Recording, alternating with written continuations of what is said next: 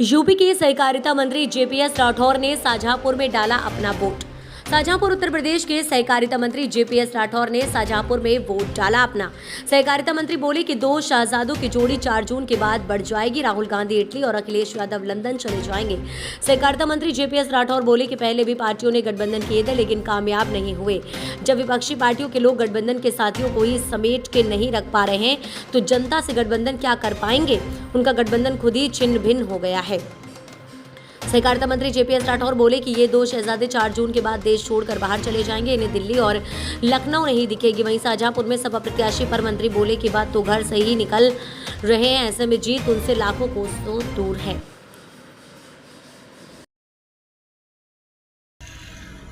मैं बताऊं कि 2014 में अगर कोई मुद्दा था तो मोदी जी थे, 2019 में कोई मुद्दा था तो मोदी जी थे, 2024 में अगर कोई मुद्दा है तो मोदी जी हैं और मोदी जी के काम हैं। इसके अलावा विपक्ष के पास कोई मुद्दा नहीं है।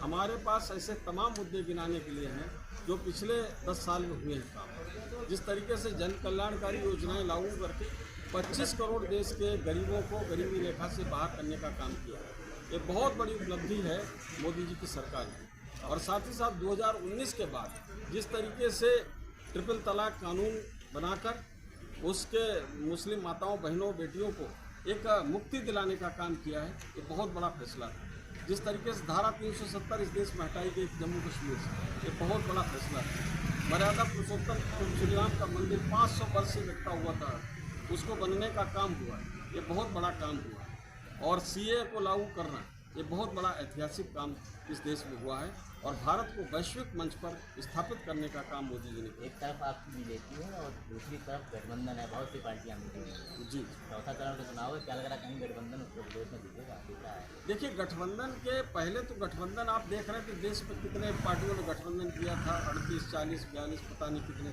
आज उस गठबंधन में साथी कितने रह गए। जब वो गठबंधन को ही समेट के नहीं रख सके तो जनता से गठबंधन क्या कर पाएंगे। उनका गठबंधन खुद ही छिन्न भिन्न हो गया है और वोट तब मिलेगा जब उनका गठबंधन जनता के साथ है। आज जनता उनके साथ नहीं है, जनता से उनका गठबंधन टूट चुका है। जनता आज पूरी पक्के तरीके से मोदी जी के गठबंधन के साथ शामिल है और मोदी जी के पूरा आशीर्वाद दे रहे हैं। तो ऐसी परिस्थिति में उत्तर प्रदेश में हम 80 लोकसभा सीट जीतेंगे, देश में 400 पार जाएंगे, इसमें कोई संदेह नहीं। चौथे चरण में शाहजहांपुर में 2 शहजादे। देखिए, 2 शहजादे तो मुझे लगता है कि ये चौराहे पे खड़े हो जाएंगे 4 जून को और इनको समझ में नहीं आएगा किस राह पे चले। और मुझे लगता है कि एक शहजादे सोचेगा हम इटली चले जाएं, दूसरा शहजादा सोचेगा हम लंदन चले जाएं। देश में ना तो उन्हें दिल्ली दिखाई पड़ेगा ना लखनऊ दिखाई पड़ेगा।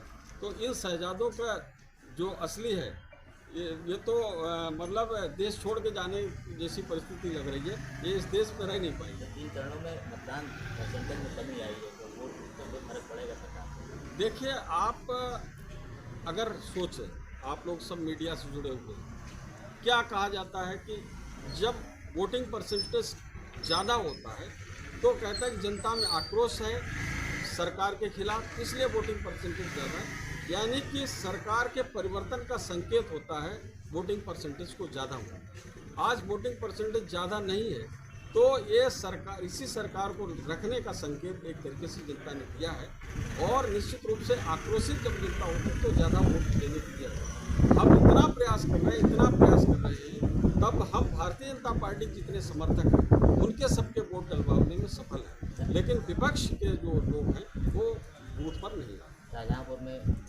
टक्कर देख रहे हैं या एक तरफा? शाहजहांपुर में निश्चित रूप से आप सब लोग जानते हैं कि एक तरफा पूरी तरीके से चुनाव है। समाजवादी पार्टी के प्रत्याशी घर से नहीं निकले।